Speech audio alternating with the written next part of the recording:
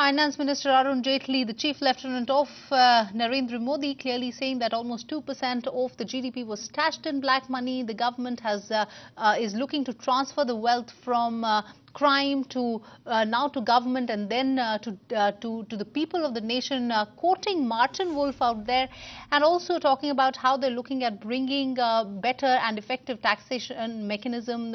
He did also say that the impact of demonetization drive has been taken well by the people, as we've seen after the recent assembly elections, which has in a way given a referendum of sorts for the government, and government will continue on its efforts to curb tax evasion.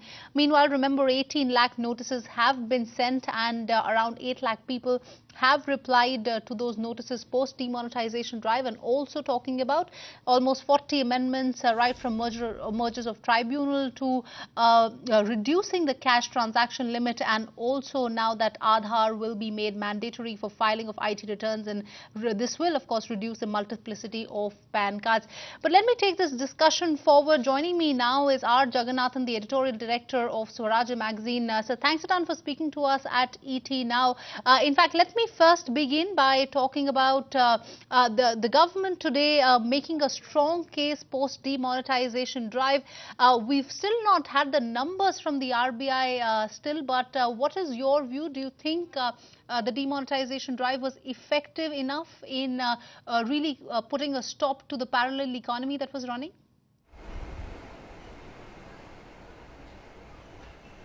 Certainly not. It was an attempt to probably try and dent the stock of black money, or to bring a lot more transactions that were hidden back by bringing the money back into the system. Probably the original goal was to try and see if some of the money would not come in, which can then be declared as dividend by the Reserve Bank and given to the government as easy money, but that probably has not happened.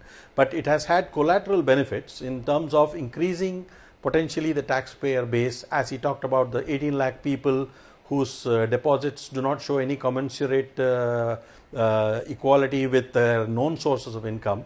So the expansion of the tax base, if it is taken for that, probably will benefit.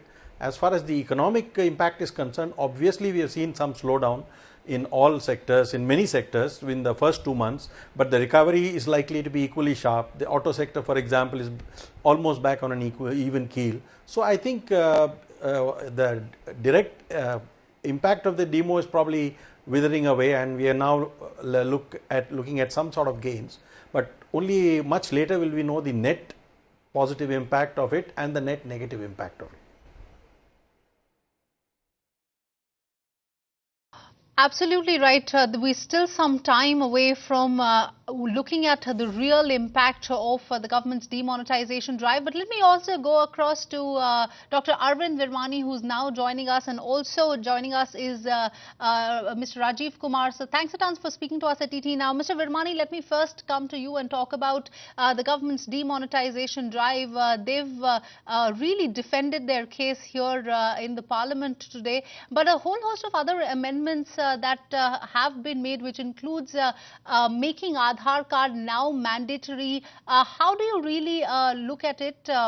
Do you think it will stand the test of time, given the fact that there is a hearing that is already going on in the Supreme Court, and the Supreme Court did say that Aadhaar cannot be made mandatory, and the government here clearly going against what the Apex Court has said? So there are a couple of issues here.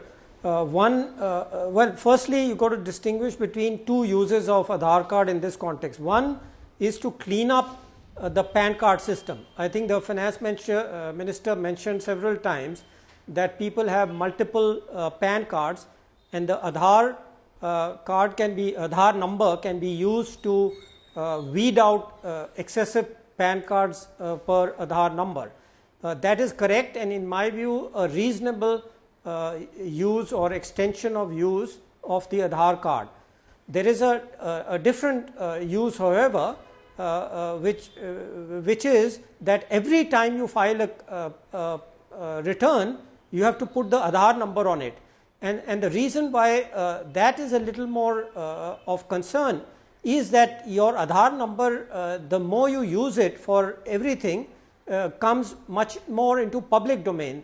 One of the issues which have been raised about privacy is that this should be kept private. So, like I said, the first use, you one time every PAN card holder can be asked to give his Aadhaar number, otherwise the PAN card would be cancelled. So, that will help you to weed out if individuals have multiple PAN cards, that is okay. But I think to go from there to apply to have to put the Aadhaar number on every single interaction with the income tax and other tax authorities, I think is that India kind of confidentiality and secrecy system is not as of now fit for doing this. And in this context, I think is very important the point he made about the social security number. The social security number, like 50 years ago, used to be bandied around all over. Then they found that because everybody came to know about it, it became a security risk. It became identity theft, became a and this is something they learnt over decades. And so we shouldn't forget that lesson, that if you use this number, this identity number all the time and everywhere, the probability of identity theft goes up. So one should draw a line somewhere, and I hope and I think the finance minister will be amenable to making this distinction, and I think we must all make this distinction. Dr. Virmani, that's a very important point on social security that you raised, given that Aadhaar will now be made mandatory for every time you file your IT returns, for even when you need a new PAN card. But let me take this across to Rajiv. Kumar. Help us understand, Mr. Kumar, that well, yes, we do understand the logic of weeding out the multiplicity of PAN that we are seeing. How do you really, how should the government really look at all those security concerns that have been raised with Aadhaar? And also at this point of time, given the fact that Supreme Court has clearly put their foot down and they have said that Aadhaar should not be made mandatory, there's a Supreme Court ruling that's still pending on that. The Supreme Court ruling, as far as I understood, was that Aadhaar card should not be made mandatory for all transactions involving government subsidies or government payments. And that was actually more in relation to the subsidy payments, the benefits, and the transfers. I don't think the Supreme Court made any ruling about the Aadhaar card not being used for filing income tax returns. As Dr. Virmani has already said, the use of Aadhaar card to weed out multiple and duplicate PAN cards, which is a source of huge amount of money laundering and black money generation, is of course very justified. Also, the income tax return, I think, is also justified. Simply because if there are in some sense Benami income tax returns being filed under different PAN card numbers or different entities, and also through shell companies, this will help to eliminate those. So, the fear that Aadhaar card ID theft will be sort of, will become rampant, etc. It's, I think, much less because of the biometric nature of the Aadhaar card. So that at every point of time, if I'm not mistaken, the US Social Security card number earlier on, 20, 50 years ago, did not contain biometric details, which the Aadhaar card does. So I think the move towards making Aadhaar indeed the unique identity that it is meant to be, and to use it for weeding out black money, money laundering, and also duplicate accounts, etc., I think is very justified, and therefore I would encourage the finance minister to go ahead with it, and I would discourage the Supreme Court for hanging this issue much longer. All right, let me also take a another very important point there. While Finance Minister Arun Jaitley did speak about the demonetization drive, he steered clear of giving any numbers, so to say, because there's still 2 weeks left to go for that IDS 2 deadline to really get over. But help us understand, Dr. Virmani, how do things really stack up post demonetization? Well, yes, the remonetization activity is picking up, but the government had made tall claims, and according to how we are learning things at this point of time. The high value deposits that have been found so far, where money between 40 to 80 lakhs was deposited, are only a handful, just a fly in the face of what the government has been talking about so far. How do things really stack up post demonetization?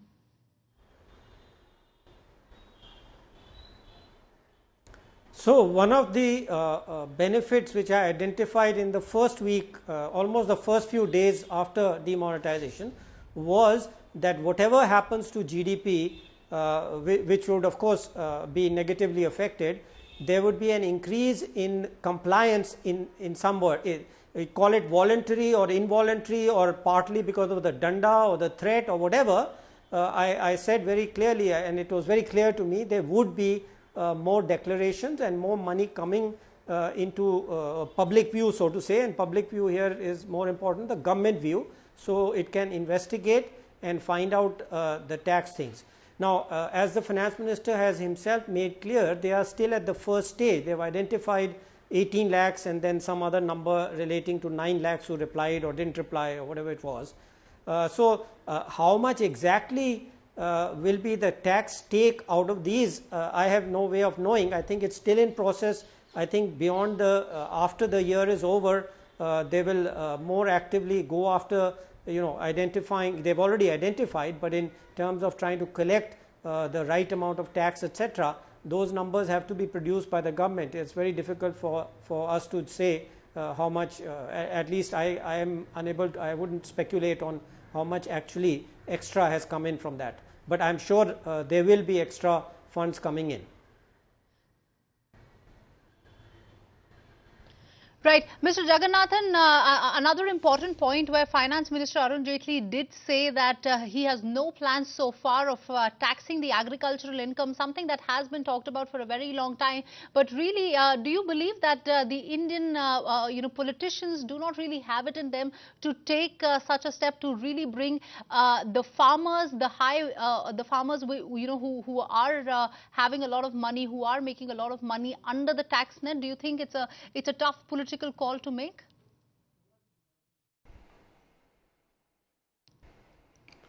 Yes, actually, India is not an exception to the rule. The world over, I think governments have had and have treated agriculture like a holy cow, whether it's in France or in Japan or in European Union or as well as in India.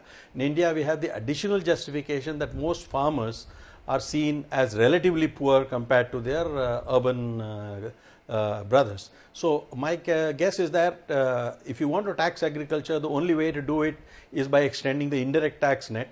As far as direct taxation of agriculture is not going to happen in my lifetime, and I think no government has had the guts to do that.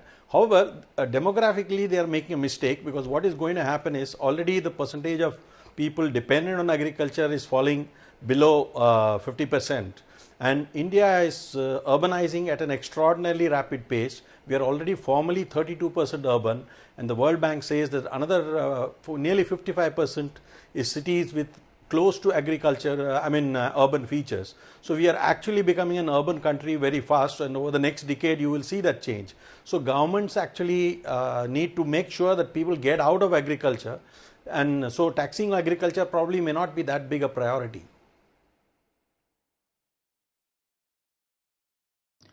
All right, on that note, Mr. Jagannathan, Dr. Arvind Virmani, as well as Rajiv Kumar, thanks a ton for speaking to us and bringing a lot of perspective post Finance Minister Arun Jaitley giving reply in the Parliament on the floor of the House on the finance bill.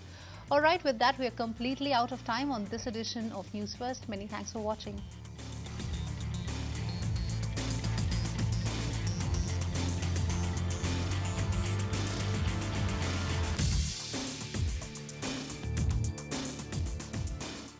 Find us on Facebook at facebook.com/etnow and don't forget to click the like button. You can also follow us on Twitter at etnowlive. To stay updated with all our programming, hit the subscribe button on our YouTube channel by logging on to youtube.com/user/etnow.